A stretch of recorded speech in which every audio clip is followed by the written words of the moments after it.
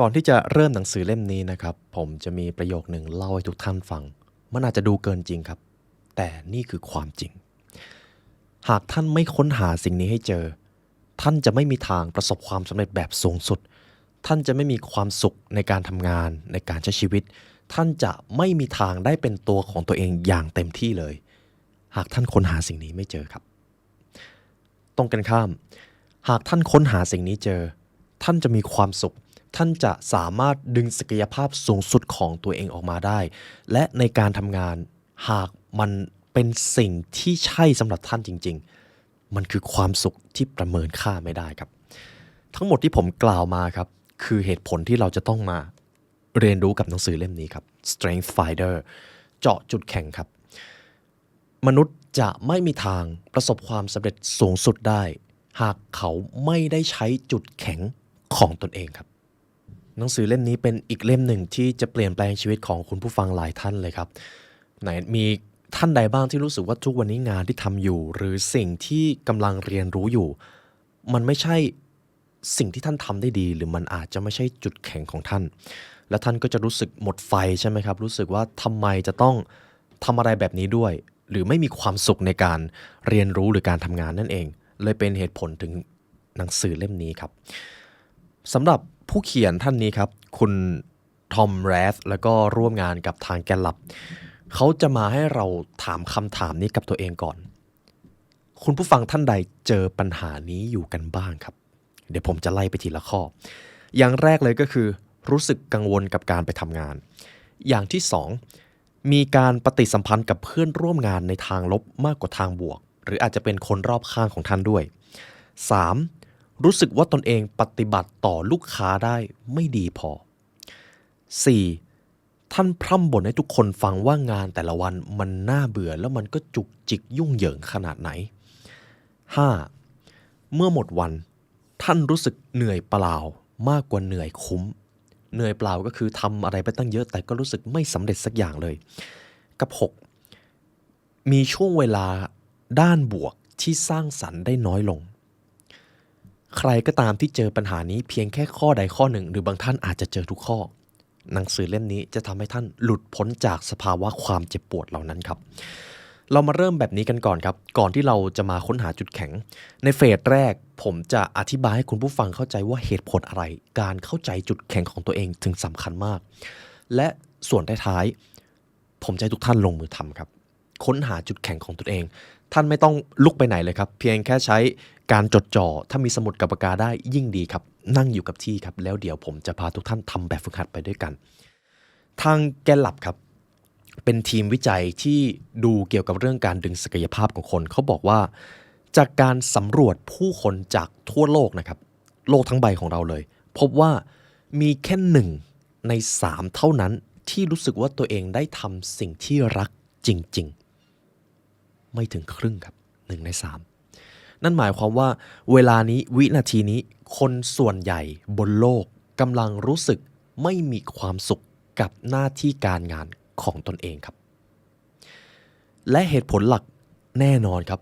มันเป็นเพราะพวกเขารู้สึกว่างานที่พวกเขาทำไม่ใช่สิ่งที่เป็นจุดแข็งของเขาจริงๆหรือถ้าอย่างมากเลยก็คือเขาไม่รู้ด้วยซ้ำว่าจุดแข็งของตัวเองคืออะไรหากคนรู้สึกว่างานที่กำลังทำอยู่ไม่ได้ดึงศักยภาพของพวกเขาเขาจะไม่สามารถมุ่งเน้นความสุขหรือศักยภาพสูงสุดของตนเองได้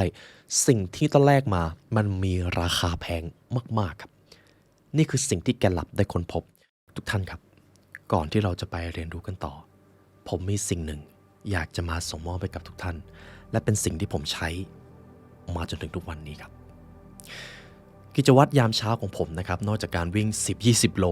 ก็จะมีเรื่องของสมองที่ผมต้องดูแลครับเหตุผลเป็นแบบนี้ครับการสรุปเนื้อหาหนังสือการนำคอนเทนต์มาถ่ายทอดให้กับทุกท่านเป็นงานที่ใช้ความคิดและใช้พลังงานสมองเยอะมากๆครับดังนั้นกิจวัตรการดูแลหรือบำรุงสมองของผมจึงเป็นสิ่งที่มองข้ามไม่ได้เด็ดขาดผมเลยต้องมีตัวช่วยครับและตัวช่วยที่ผมเลือกคือสิ่งนี้ครับทุกท่าน Fish Oil Soft Gel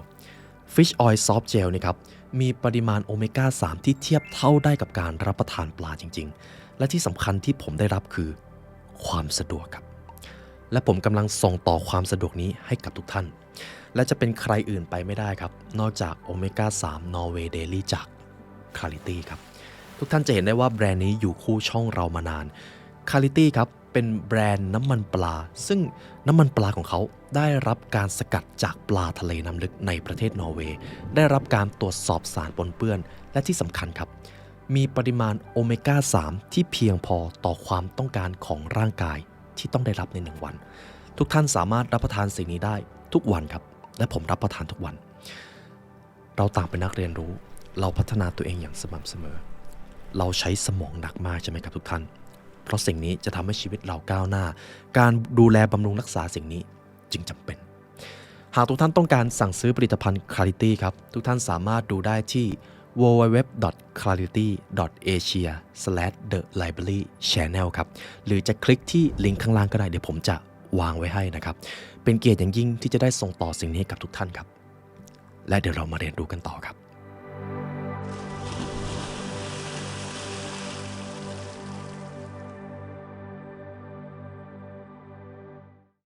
เรามาเริ่มที่ข้อแรกกันเลย The secret of highly effective people ความลับนี้จะทำให้ท่านเข้าใจว่าเหตุผลอะไรผู้ที่อยู่ในจุดสูงสุดของอาชีพสามารถสร้างความสำเร็จต่อเนื่องได้อย่างไม่หยุดหย่อนทุกท่านลองนึกถึงไอดอลของท่านที่เขาเป็นคนประสบความสำเร็จเป็นสัญลักษณ์นั้นใครก็ได้ครับแล้วลองนึกดูนะครับมีสักคนหรือเปล่าที่เขาไม่ได้ทำในสิ่งที่เป็นจุดแข็งของพวกเขาไม่มีครับผมจะยกตัวอย่างถึงคุณสตีฟ จ็อบส์เขาได้ใช้จุดแข็งในการสร้างสรรค์เขาได้ใช้จุดแข็งในการมีความเป็นศิลปินสร้างผลิตภัณฑ์ Apple ออกมาได้คุณอับราฮัม ลิงคอล์นเขาได้ใช้จุดแข็งในการมีปณิธานในการที่จะต้องสร้างความเท่าเทียมให้กับมวลมนุษยชาติและเขามีความสามารถในการสื่อสารแล้วก็โน้มน้าวใจคนและบางส่วนเขาก็ฝึกมามันก็เป็นจุดแข็งของพวกเขาเช่นกันโทมัส อัลวา เอดิสันครับคุณโทมัส อัลวาที่สร้างสิ่งประดิษฐ์คิดค้นนวัตกรรมต่างๆนานาจุดแข็งของเขาคือการคิดการประดิษฐ์ส่วนในเรื่องการบริหารเขาก็อาจจะให้คนมาช่วยก็ได้เพราะจุดแข็งของเขาไม่ได้อยู่ตรงนั้นทุกคนที่ประสบความสำเร็จสูงสุดล้วนใช้จุดแข็งของตนเองทั้งสิ้นครับเขาสำเร็จได้เพราะเขาได้ดึงศักยภาพสูงสุดของตนเองออกมาผมจะพาคุณผู้ฟังมาดูงานวิจัยของแกลลับครับเขาพบว่าผู้ที่มีโอกาสอย่างแท้จริงที่ได้ใช้จุดแข็งของตนเองในทุกวันมีแนวโน้มที่จะผูกพันในงานของตนเองถึง6 เท่าครับ6 เท่าซึ่งมันเยอะมากครับอีกทั้งยังมีแนวโน้มที่จะรู้สึกพึงพอใจในชีวิตกว่าคนทั่วไปถึง3 เท่าพูดง่ายๆก็คือท่านจะมีความสุขกว่าคนค่าเฉลี่ยในโลกนี้หากท่านใช้จุดแข็งของตนเองผมอยากให้คุณผู้ฟังดูข้อมูลนี้ครับเป็นข้อมูลที่ถูกเขียนลงไปในหนังสือเล่มนี้หากคนได้ใช้จุดแข็งของตนเองเขาจะมีโอกาสเพียงแค่ 1% ที่เขาจะหมดไฟกับงานที่ตัวเองทำ 1% ครับซึ่งมันน้อยมากจะบอกว่าแทบจะเป็นไปไม่ได้เลยด้วยซ้ำในขณะที่คนมีโอกาส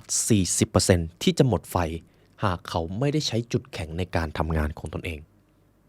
จาก 1% มาเป็น 40% เห็นไหมครับความแตกต่างเริ่มเกิดหรือท่านก็ยังมีโอกาส 22% หากท่านเอาแต่ต้องมานั่งกลบจุดอ่อนของตัวเองพูดง่ายๆนะครับหากในแต่ละวันท่านจะต้องเอาเวลาส่วนใหญ่มาแก้ปัญหาที่มันไม่ใช่งานที่ท่านถนัดเลยโอกาส 22% ที่จะหมดไฟจะเกิดขึ้นทันทีแต่สิ่งที่น่าเสียดายอย่างยิ่งย้อนกลับไปในตอนที่เราอยู่โรงเรียนสถาบันการศึกษาครับส่วนใหญ่เราใช้เวลามานั่งกลบจุดอ่อนตัวเองครับส่วนใหญ่ครับน้อยมากที่เราจะได้เอาเวลาบางส่วนมาพัฒนาจุดแข็งนั่นหมายความว่าตั้งแต่เด็กๆเลยเรากำลังโดนลดทอนศักยภาพสูงสุดเท่าที่เราจะสร้างขึ้นมาได้โดยไม่รู้ตัวแน่นอนครับเพราะเราไม่ได้รู้ในเรื่องนี้มาก่อนนี่คือข้อแรกเหตุผลที่ผู้ประสบความสำเร็จสูงสุดสร้างความสำเร็จได้อย่างทบทวีเป็นเพราะพวกเขาได้ใช้จุดแข็งในการทำงานของตนเองทุกวันครับข้อที่ 2 Everyone has their own talent so find it and bring it out shine ในโลกนี้ทุกคนมีเอกลักษณ์และเป็นจุดแข็งของตัวเองไม่ว่าจะเป็นใครในโลกนี้ครับ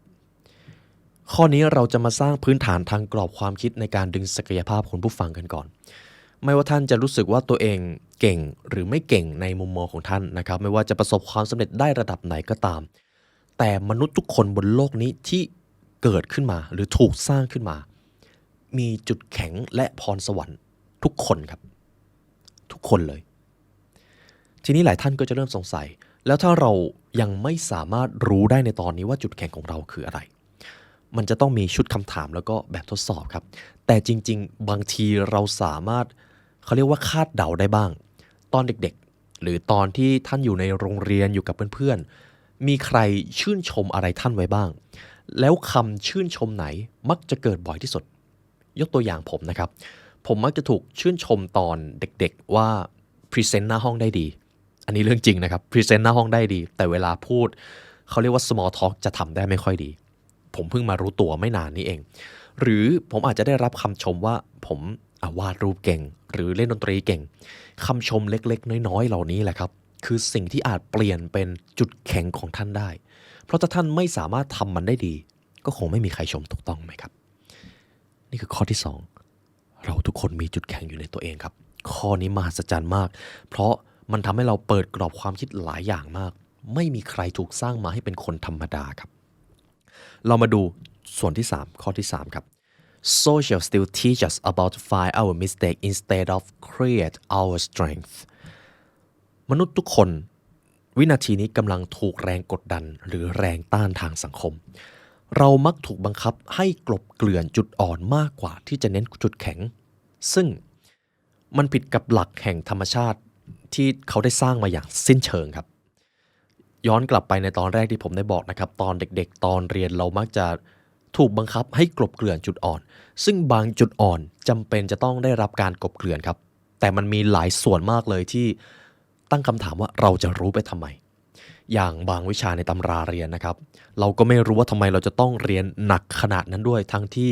ทุกวันนี้ส่วนใหญ่เราก็ลืมกันไปหมดแล้วมันเลยเป็นสิ่งที่เป็นเหตุผลว่าเรากำลังทำในสิ่งที่ขัดต่อธรรมชาติอยู่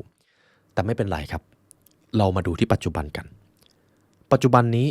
ท่านคิดว่าตัวเองกำลังได้ใช้สิ่งที่เป็นพรสวรรค์บ้างหรือไม่อย่างน้อยครับงานที่ท่านได้ทำอยู่มันเป็นงานที่ท่านทำและถนัดหรือเปล่าหรือท่านรู้สึกว่าอยากจะพัฒนาให้มันดีขึ้นไปเรื่อยๆโดยที่ไม่ได้มีใครมาสั่งหรือไม่มีใครมาบังคับเลยนั่นแหละครับเป็นจุดเริ่มต้นที่ดีจำความรู้สึกนั้นไว้ครับและจะมาต่อที่ข้อต่อไปกัน We cannot be what we want but what we are เราไม่สามารถไปถึงจุดสูงสุดได้จากการเป็นคนที่เราอยากจะเป็นครับมันอาจจะฟังดูท้อมากเลยแต่มันมีเหตุผลครับเราสามารถไปถึงจุดสูงสุดได้จากการเป็นคนที่เราเป็นจริงๆครับพูดได้อีกอย่างนะครับเราไม่สามารถไปถึงจุดสูงสุดได้ในการพยายามเป็นคนอื่นครับเราจะไปถึงจุดนั้นได้ก็ต่อเมื่อเราได้เป็นตัวของตัวเองจริงๆนั่นเองผมจะขออ่านส่วนหนึ่งจากหนังสือเล่มนี้นะครับทางผู้เขียนท่านนี้ครับคุณทอมแรธเขาได้บอกไว้แบบนี้เลยคุณสามารถเป็นอะไรก็ได้ที่คุณอยากจะเป็นคำพูดหรือประโยคนี้มันไม่ได้จริงขนาดนั้นเพราะมันอาจทำให้คนหลงไปกับการพยายามเป็นคนอื่นเขาได้ยกตัวอย่างสถานการณ์มาให้นะครับคุณผู้ฟังลองคิดตามครับวันหนึ่งพนักงานขายดาวรุ่งคนหนึ่งคิดว่าเธอสามารถเป็นผู้จัดการและบริหารคนในองค์กรได้ถ้าพยายามมากพอเธอสัมภาษณ์ผู้จัดการคนอื่นเพื่อให้ได้ข้อมูลเชิงลึกเธออ่านหนังสือทุกเล่มเกี่ยวกับตำราการบริหารตำราการจัดการหลังจากที่เธอรับผิดชอบงานนั้นอยู่ไม่กี่ปีครับเธอจะต้องแลกกับความสุขเธอจะต้องแลกกับสุขภาพและก็ชีวิตครอบครัวเพราะเธอรู้สึกว่างานมันรีดเค้นศักยภาพของเธอจนมันเกินพอดีมันไม่ใช่จุดแข็งของเธอด้วยเธอจึงเริ่มตระหนักว่า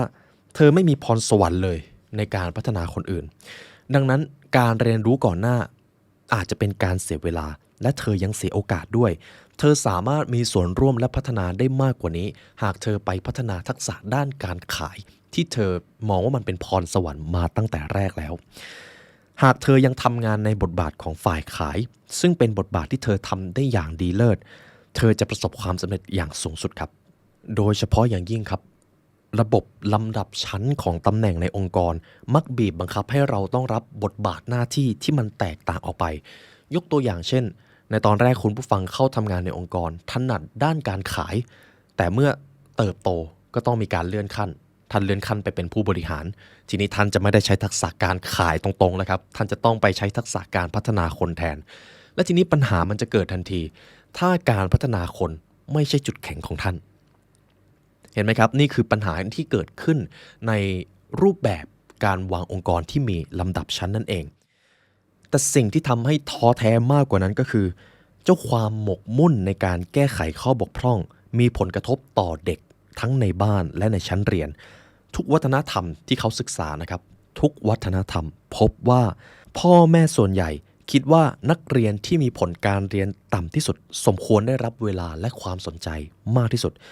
ผู้ปกครองและครูเมินเฉยต่อความเป็นเลิศสำหรับนักเรียนบางคนแทนที่จะทุ่มเทเวลามากขึ้นให้กับสิ่งที่เป็นศักยภาพสูงสุดในการพัฒนาสู่ความเป็นเลิศของเด็กครับ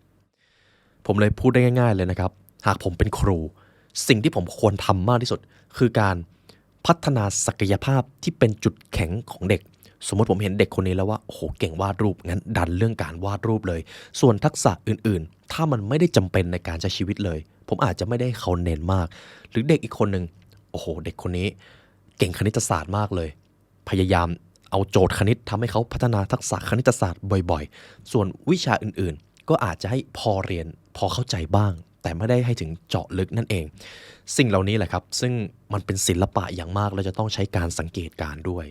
และที่สำคัญก็คือในฐานะตัวผมที่เป็นครูสำหรับนักเรียนผมจะต้องสร้างสภาพแวดล้อมให้พวกเขากล้า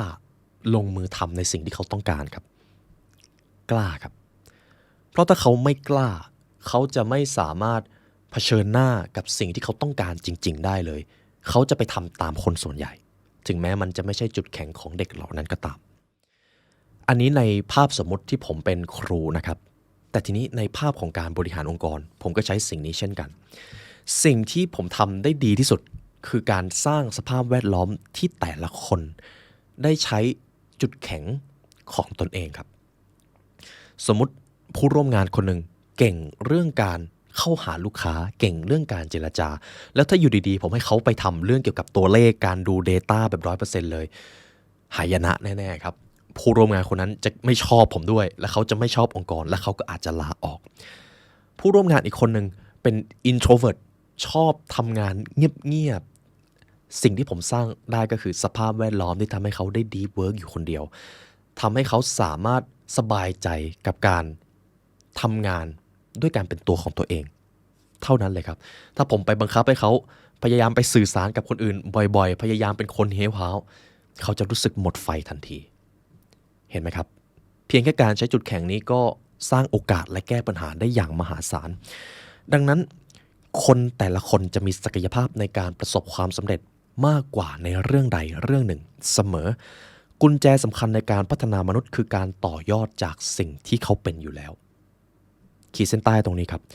กุญแจสำคัญในการพัฒนามนุษย์รวมถึงตัวท่านเองคือการต่อยอดจากสิ่งที่เราเป็นอยู่แล้วครับมันเลยเป็นเหตุผลสำคัญว่าทำไมเราจะต้องรู้จักตัวเองปีเตอร์ดักเกอร์เขาได้บอกประโยคนึงผมชอบประโยคนี้มากคนส่วนใหญ่คิดว่าตัวเองรู้ดีว่าตนนั้นเก่งในด้านใดซึ่งมักจะผิดกระนั้นก็ตามบุคคลจะแสดงประสิทธิภาพสูงสุดได้โดยผ่านจุดแข็งของเขาเท่านั้นเอาล่ะครับผมจบเฟสที่1ไปแล้วคุณผู้ฟังได้เข้าใจแล้วนะครับว่าการรู้จักจุดแข็งของตัวเองมันสำคัญขนาดไหนมันสำคัญมากๆครับทีนี้ปัญหามันก็จะเกิดไม่รู้จุดแข็งของตนเองไม่รู้ว่าตนเองชอบสภาพแวดล้อมแบบไหนมีไหมครับถ้ามีไม่เป็นไรครับเดี๋ยวจะพามาหาถ้าท่านทำตามที่ผมบอกท่านจะหาจุดที่เป็นสภาพแวดล้อมที่ท่านอยู่แล้วสบายใจงานที่ท่านทำแล้วรู้สึกว่าน่าจะเหมาะกับท่านมากที่สุดหลังจากนี้ขอให้ท่านค่อยๆเดินทางมากับผมนะครับผมจะพาท่านมาหาจุดแข็งกันผมจะขอบอกก่อนว่าผมไม่ได้นำแบบฝึกหัดจากหนังสือเล่มนี้มานะครับเพราะว่าคือในหนังสือเล่มนี้จะมีรหัสอยู่ซึ่ง1คนจะได้1รหัสหากคุณผู้ฟังต้องการทำแบบฝึกหัดที่แกนหลับได้คิดมาท่านจะต้องอุดหนุนหนังสือเล่มนี้ครับซึ่งผมไม่สามารถเอามาทำได้จริงๆแต่ผมจะมีแบบฝึกหัดชุดหนึ่งที่ใช้ในการ เอาไปงานสัมมนาการบรรยายหรือการเทรนนิ่งผมจะเอาแบบฝึกหัดนั้นมาใช้กับท่านซึ่งเป็นแบบฝึกหัดที่ผมได้เชื่อมโยงและก็รวบรวมมามีอิทธิพลต่อชีวิตกับท่านพอๆกันครับเรามาเริ่มที่สิ่งนี้การจะหาจุดแข็งคำว่าจุดแข็งกับพรสวรรค์ไม่เหมือนกันครับพรสวรรค์อาจจะเป็นความสามารถอันประเสริฐที่ท่านได้มาตั้งแต่เกิดเลยอาจจะอยู่ดีๆก็ทำได้ดีเลยแต่พรสวรรค์ไม่ใช่จุดแข็งครับจุดแข็งจะเกิดขึ้นก็ต่อเมื่อพรสวรรค์บวกความขยันครับอีกครั้งนะครับพรสวรรค์บวกความขยันเท่ากับจุดแข็งตรงนี้สำคัญมากครับเราอาจจะเห็นภาพว่าคนที่เขามีพรสวรรค์เนี่ยถ้าเขามีสิ่งนั้นแสดงว่าเขาเก่งเลยไม่ครับเขาจะต้องเติมองค์ประกอบตัวที่2ไปคือความขยันการลงมือทำอย่างไม่หยุดหย่อนนั่นเองดังสมการที่ผมจะให้ดูนะครับซึ่งหนังสือเล่มนี้ใช้เป็นคำว่าการฝึกฝนครับพรสวรรค์คือวิธีการคิดรู้สึกหรือปฏิบัติที่เป็นธรรมชาติของท่านการฝึกฝนหรือความขยันคือเวลาที่ใช้ไปกับการฝึกฝนพัฒนาทักษะและเสริมสร้างฐานความรู้พูดง่ายๆก็คือเก็บชั่วโมงบินให้สูงขึ้นนั่นเองและผลลัพธ์ก็คือจุดแข็งครับ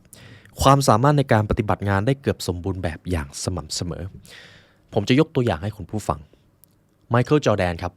ไมเคิลจอร์แดนขึ้นชื่อว่าเป็นนักบาสเกตบอลอีกคนหนึ่งที่มีพรสวรรค์ใช่ไหมครับในการเล่นบาสถ้าเขาไปเล่นฟุตบอลเขาอาจจะไม่ได้ประสบความสำเร็จแบบนี้ก็ได้สิ่งที่เป็นพรสวรรค์ของเขามันดีครับแต่ถ้าเราไปดูตารางการซ้อมของเขามีเรื่องเล่ากันว่าหากคุณไปที่โรงยิมของสโมสรที่ไมเคิลจอร์แดนอยู่ตี 4:30คุณจะเห็นไมเคิลจอร์แดนซ้อมอยู่คนเดียวเขามาซ้อมก่อนเพื่อนและเขาทำแบบนั้นทุกวันครับความทรหดของเขาสูงมากมันเลยทำให้เกิดสิ่งที่เรียกว่าจุดแข็งของตัวเองนี่คือคนแรกครับคนที่2คริสเตียโนโรนัลโดครับคริสเตียโนโรนัลโดสำหรับตอนนี้เขาขึ้นชื่อว่าเป็นนักฟุตบอลที่ดีที่สุดคนหนึ่งเท่าที่โลกเคยมีมาใช่ไหมครับหลายท่านรู้จักแล้วมีผู้ติดตามเยอะกว่าดาราซะอีกคริสเตียโนโรนัลโดต้องยอมรับว่าพรสวรรค์เราอาจจะตอบไม่ได้ว่าเขามีหรือเปล่าแต่ที่แน่ๆคืออย่างน้อยเขามีส่วนสูงที่เหมาะสมในการเป็นกองหน้าสามารถกระโดดโมงได้เขามีความสามารถในการออกตัวด้วยความเร็วมีความสามารถในการวิ่งมีความสามารถในการเลี้ยงลูกฟุตบอลแต่สิ่งที่มันทรงพลังกว่าพรสวรรค์ของเขาก็คือการฝึกฝนผมเชื่อว่าหากเทียบเป็นสเกลแล้วการฝึกฝนของคริสเตียโนโรนัลโดน่าจะสูงกว่าพรสวรรค์ของเขาซะอีกมันเลยกลับกลายเป็นว่าพรสวรรค์ของเขา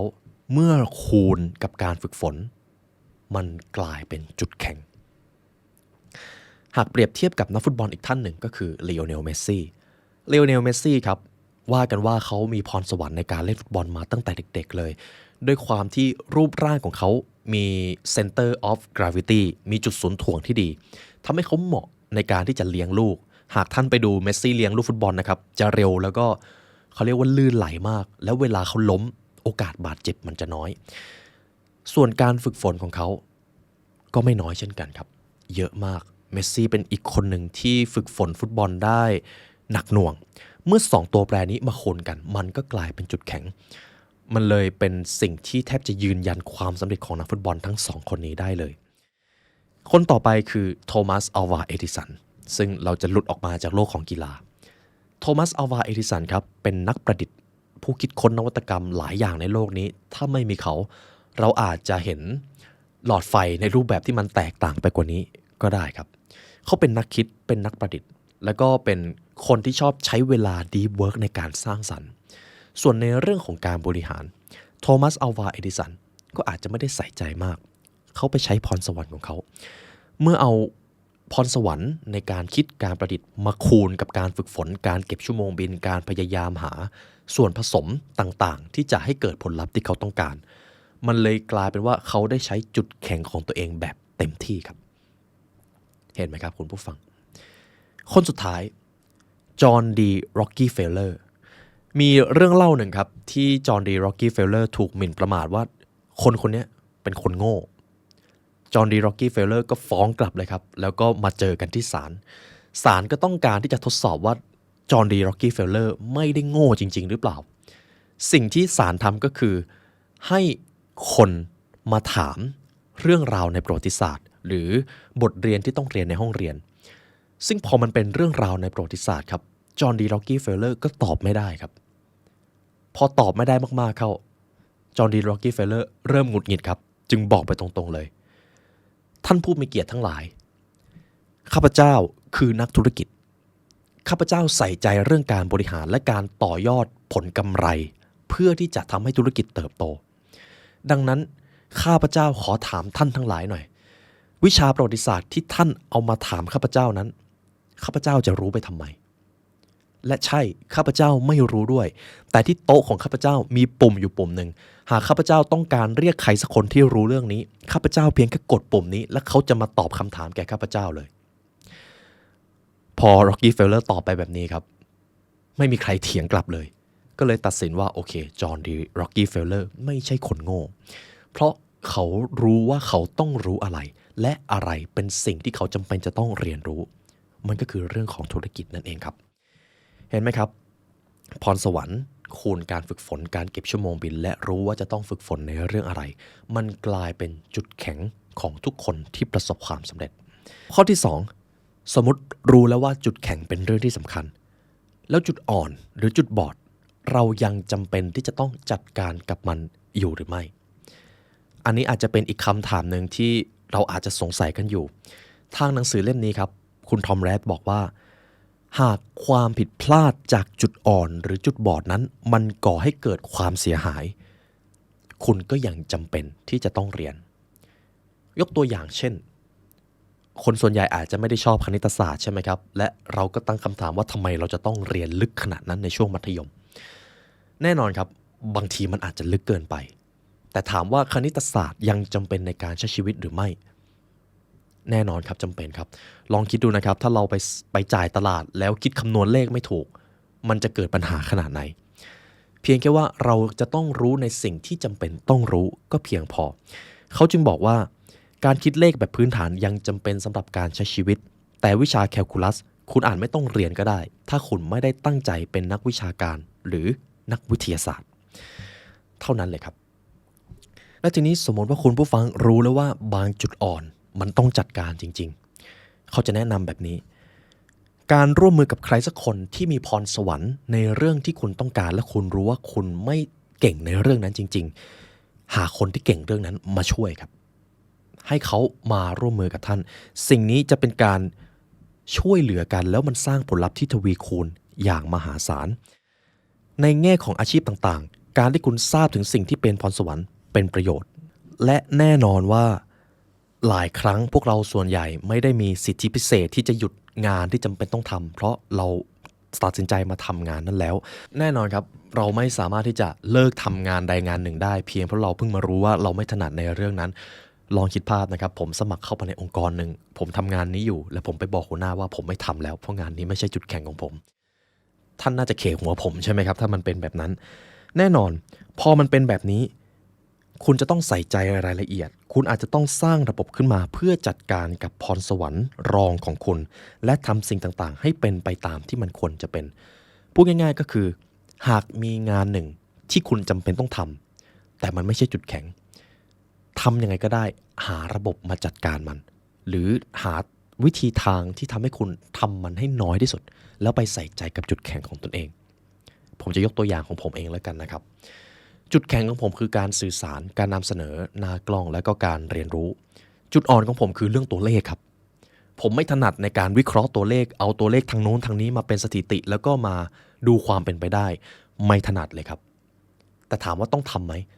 ต้องท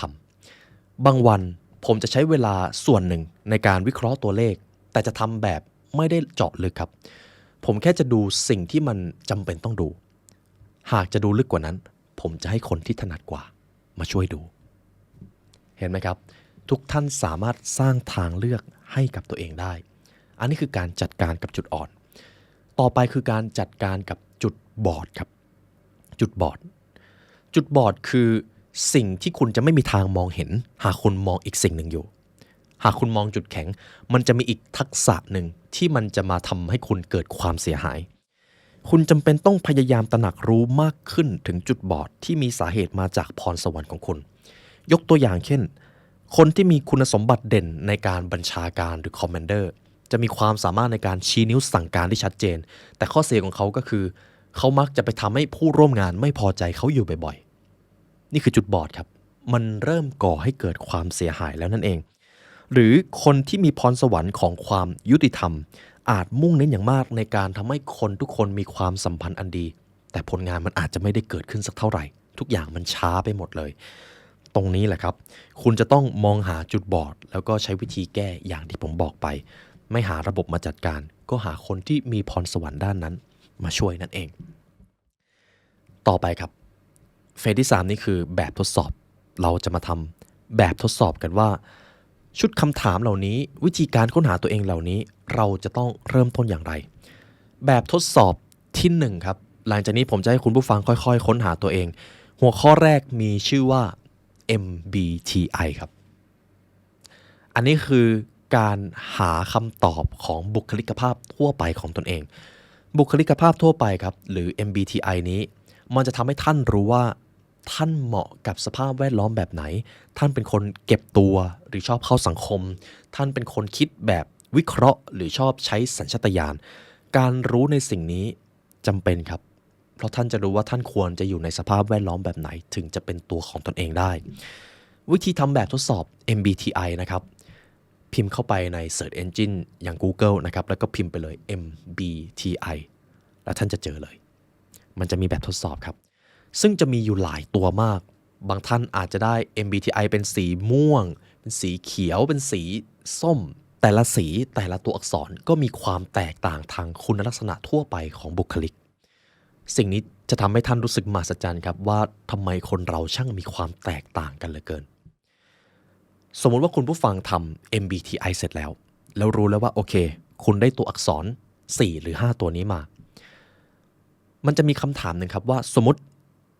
วันนี้เราทำได้ MBTI ตัวนี้เรามีโอกาสที่จะเปลี่ยนไปหรือเปล่ามีครับวันนี้คุณทำเป็น introvert คุณทำผลลัพธ์ออกมาได้เป็นคนเก็บตัวอีก3ปีต่อจากนี้คุณอาจจะทำมาแล้วเป็น extrovert ก็ได้ครับ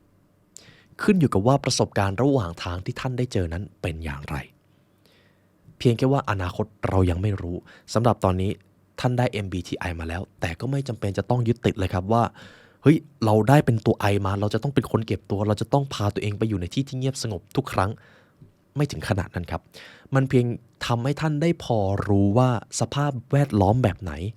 มีแนวโน้มที่จะทำให้ท่านอยู่แล้วเป็นตัวของตัวเองการรู้สิ่งนี้มันเป็นความได้เปรียบเล็กๆน้อยๆครับอันนี้คือ MBTI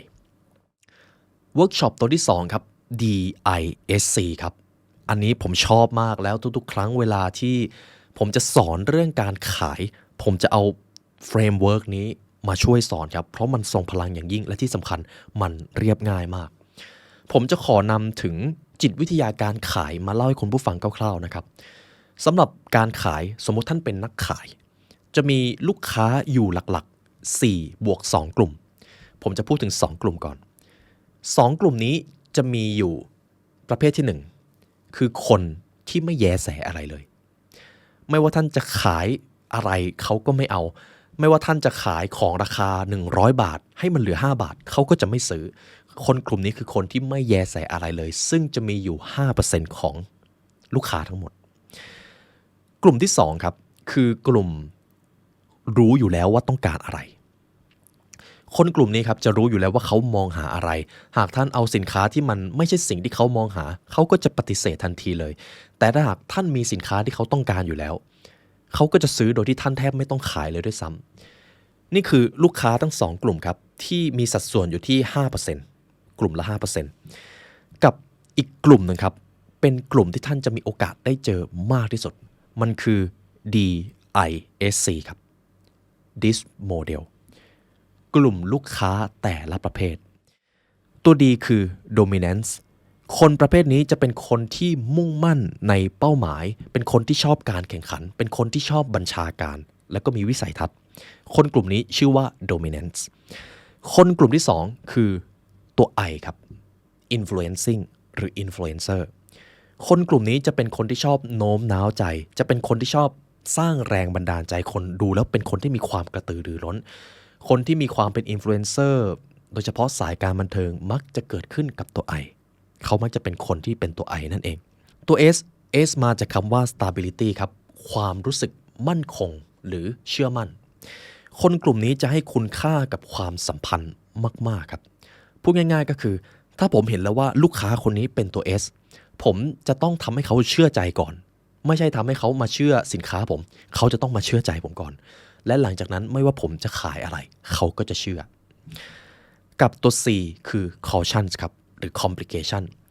คนกลุ่มนี้ครับเรียกได้ว่าข้อมูลต้องแน่นเวลาคุณจะไปสื่อสารอะไรกับเขาคุณจะต้องมีสถิติจะต้องมีตัวเลขจะต้องมีความเป็นเหตุเป็นผลส่วนใหญ่คนกลุ่มนี้มักจะเป็น introvert ครับเพราะชอบอยู่กับข้อมูลและสถิตินั่นเองการรู้ตัวอักษรทั้ง4ตัวนี้สำคัญมากครับในแง่ของการหาจุดแข็งคุณผู้ฟังอยู่ในตัวอักษรตัวไหนครับหากท่านเป็นคนกลุ่มตัวดีงานที่เหมาะกับท่านเลยก็คือผู้นำผู้บริหารหรือหัวหน้าทีมที่จะต้องมีการแข่งขันมีการวางวิสัยทัศน์แล้วก็ทำให้ทีมประสบความสำเร็จเป็นหัวหน้าฝ่ายขายก็ได้ครับตัวดีอันนี้คือคนกลุ่มตัวดีตัว I คือ influencing หากท่านเป็นคนที่มีความเป็นตัว I นะครับงานที่เหมาะกับท่านเลยก็คือพิธีกรรายการบันเทิงหรือคนที่นักพูดในที่ชุมนุมรวมไปถึงผู้บริหารก็ได้นะครับแต่จะเป็นผู้บริหารที่คอยสร้างสภาพแวดล้อมให้คนสามัคคีซึ่งกันและกันจริงๆถ้าท่านเป็นคนทำงานนะครับท่านจะเป็นคนมีเสน่ห์มากถ้าเป็นตัว I เพื่อนจะชอบเข้าหาท่านจะเป็นคนเฮลฮาวส่วนใหญ่จะมีความดูเหมือนเป็น extrovert แต่จริงๆ introvert ก็เป็นได้ครับตัว S ครับหากท่านเป็นคนที่ให้ความสำคัญมากๆเลยกับเรื่องความสัมพันธ์หากทำงานอะไรแล้วไม่สบายใจท่านจะรู้สึกไม่อยากทำแหละถึงแม้ว่างานนั้นมันจะไม่ได้ยากเลยท่านจะมีความเป็นตัว S งานที่เหมาะกับท่านคืองานที่จะให้คำปรึกษาสร้างความสัมพันธ์อันดีงามคอยดูแลสารทุกข์สุขดิบ HR นั่นเองครับจะเหมาะกับงานนี้รวมไปถึงความอดทนเป็นคอนซัลท์คอยให้คำปรึกษากับคนที่เขามีปัญหานักจิตวิทยาก็มีความเป็นตัว S สูงเหมือนกันส่วนตัว C ครับอย่างที่ผมได้บอกหากคุณผู้ฟังดูเลยว่าตัวเองเป็นตัว C งานที่เหมาะกับท่านเลยก็คืองานที่จะไม่ต้องไปเจอคนเยอะๆบัญชีสถิติหรือที่เรียกว่า data analysis นะครับการจัดการเอกสารที่ท่านสามารถทำเสร็จได้ด้วยตัวคนเดียวจะเหมาะกับท่าน4ตัวนี้ท่านเป็นตัวไหนครับซึ่งจริงๆแล้วเราสามารถเป็นได้มากกว่า1ตัวยกตัวอย่างนะครับอย่างตัวผมเองก็จะมีความเป็นตัว D ตัว I แล้วมีความเป็นตัว S ด้วยเพียงแค่ว่าอัตราส่วนมันอาจจะแตกต่างกันและสิ่งนี้ผมไม่สามารถตอบแทนคุณผู้ฟังได้เลยท่านจะต้องตอบให้กับตัวเองครับตัวไหนมาเป็นอันดับที่1ตัวไหนอันดับที่2และตัวไหนอันดับที่3เท่านี้ครับและท่านจะเริ่มมองออกว่างานที่ทำอยู่หรืองานที่กำลังจะทำได้เข้ากับโมเดลจุดแข็งของท่านหรือไม่อันนี้คือเวิร์กช็อปที่2เห็นไหมครับท่านแทบไม่ต้องลุกไปไหนเลยท่านสามารถทำได้กับที่เลยเวิร์กช็อปตัวที่3ครับสิ่งนี้เรียกกันว่า the headshot concept The Headshot Concept เป็นอีกเวิร์กช็อปหนึ่งที่ผมนำมาจากตำรา Good to Great ของคุณจิมคอลลินส์นะครับต้องยกเครดิตให้เขาเป็นอีกหนังสือเล่มหนึ่งที่ดีอย่างยิ่งว่าด้วยเรื่องขององค์กรที่ประสบความสำเร็จทุกองค์กรที่ประสบความสำเร็จจะมีกลยุทธ์หนึ่งที่ได้ใช้จุดแข็งของตนเองมันมีชื่อว่า The Headshot Concept กับอีกชื่อหนึ่งคือ B Hack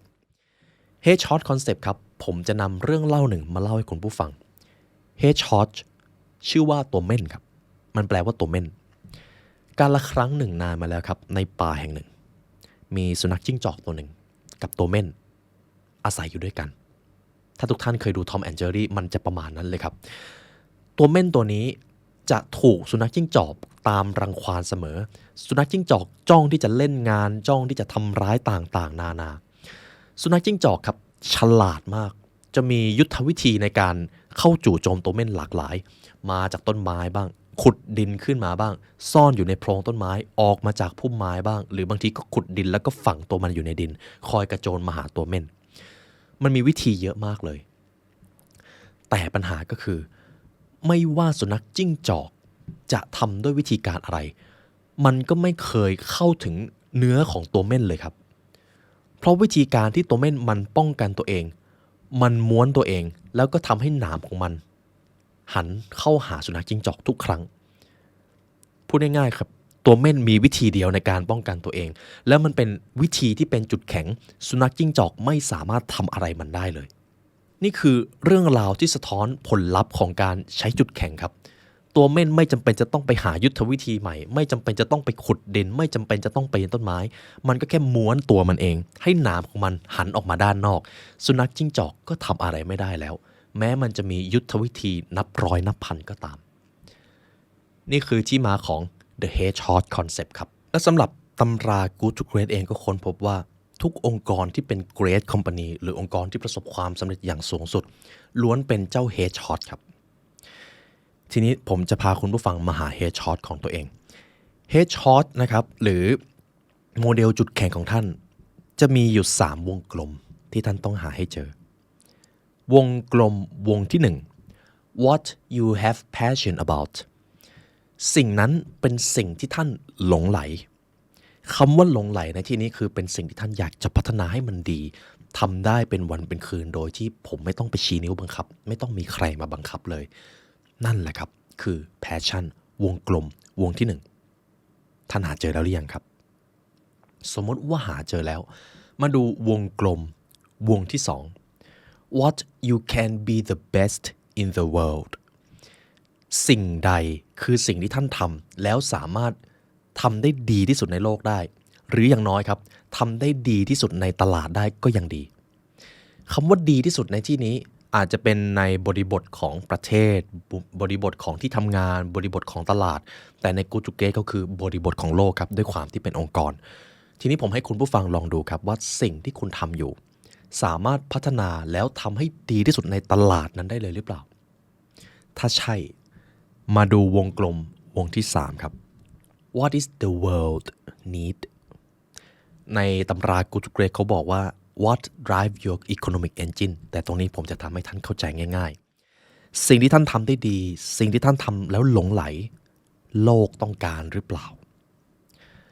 อะไรก็ตามที่เราทำแล้วโลกต้องการเราย่อมได้ผลตอบแทนจากสิ่งนั้นครับเพราะทุกธุรกิจทุกการขายทุกงานคนพร้อมจ่ายเงินเพราะงานนั้นหรือธุรกิจนั้นแก้ปัญหาให้พวกเขาได้นั่นเองนี่แหละครับคือวงกลมทั้ง3วงที่ท่านต้องหาให้เจอหากงานที่ท่านทำอยู่ตรงกลางวงกลมหรืออยู่ตรงจุดตัดวงกลมทั้ง3วงนั้นพอดีท่านได้ใช้จุดแข็งของตัวเองทำงานเป็นที่เรียบร้อยแล้วครับโหยินดีด้วยครับมันเป็นสิ่งที่ยิ่งใหญ่มากแต่ถ้าท่านยังหาไม่เจอไม่เป็นไรครับค่อยๆหาค่อยๆทำเดินหน้ามาตั้งแต่ MBTI หาประเภทตัวตนของท่านผ่าน DISC Model แล้วก็ค่อยๆมาหา Hedgehog Model ผ่านคลิปนี้และย้ำอีกครั้งนะครับหากท่านหาจุดแข็งของท่านเจอชีวิตท่านจะไม่เหมือนเดิมเลยมันจะกลายเป็นชีวิตที่ประสบความสำเร็จอย่างสูงสุดมันจะกลายเป็นชีวิตที่ท่านพึงพอใจแล้วมีความสุขกับงานที่ท่านทำชีวิตของมนุษย์เกินครึ่งใช้เวลาอยู่กับงานแล้วถ้าหากเกินครึ่งชีวิตของเราได้ใช้ไปกับสิ่งที่เราชอบแล้วมีความสุขทุกท่านลองคิดดูสิครับชีวิตแบบนั้นมันคือชีวิตในฝันชัดๆเลยครับนี่ก็เป็นบทเรียนจากตำรา Strength Finder ที่ผมนำมาให้คุณผู้ฟังนะครับเป็นอีกเล่มหนึ่งที่ชื่นชอบครับอธิบายเรื่องของจุดแข็งได้ง่ายมากหรือถ้าคุณผู้ฟังต้องการแบบทดสอบที่ทางแกนลับได้จัดทำมาให้ผมแนะนำให้ทุกท่านซื้อหนังสือเล่มนี้แล้วก็ใช้โค้ดด้านหลังของเขากรอกลงไปที่เว็บไซต์เขาจะมีแบบทดสอบให้ท่านได้ลองทำครับท่านจะรู้ว่าตัวเองเหมาะกับงานแบบไหนการสร้างสรรค์การตรงต่อเวลาการใฝ่รู้การมีเอกลักษณ์การมองโลกในแง่ดีการทำงานเร็วหรือแม้แต่การสานสัมพันธ์ไปจนถึงการสื่อสารเขาจะบอกหมดเลยครับว่า5อันดับแรกคืออะไรนี่ก็เป็นบทเรียนที่ผมนำมาให้คุณผู้ฟังเรียนรู้ด้วยกันนะครับเป็นความรู้ที่แพงมากครับใช้คำนี้ได้เลยและเช่นเคยครับหากคุณผู้ฟังอยากจะใช้เวลาเรียนรู้กับ The Library Learn ให้ลึกซึ้งกว่านี้ครับหากท่านต้องการพัฒนาตัวเองผ่านตำราจิตวิทยาตำราการยกระดับความมั่งคั่งในชีวิตรวมไปถึงตำราแห่งอำนาจในที่อย่างนั้นครับจะมีตำราที่เราได้จัดทำมาเป็นพิเศษเพื่อคุณผู้ฟังทุกท่านผมและก็ผู้ร่วมงานได้รวบรวมเนื้อหาที่เราไม่ได้ทำลงในช่องทั่วไปครับเพราะบางความรู้มันมี ความดาร์กอยู่พอสมควรผมเลยจะต้องเอาไปทำไว้ใน Premium Content ครับสามารถติดตามได้ที่ www.thelibrarylearn.com หรือกดปุ่มจอยข้างล่างนี้ได้เลยครับและเช่นเคยครับหากทุกท่านฟังมาถึงตรงนี้ตัวผมรู้สึกยินดีและเป็นเกียรติอย่างยิ่งที่เรามีโอกาสได้มาเรียนรู้ด้วยกันในวันนี้ได้เวลาอันสมควรแล้วครับเพราะการเรียนรู้จะทำให้คุณเป็นอิสระไว้เรามาเจอกันคลิปหน้าครับสวัสดีครับ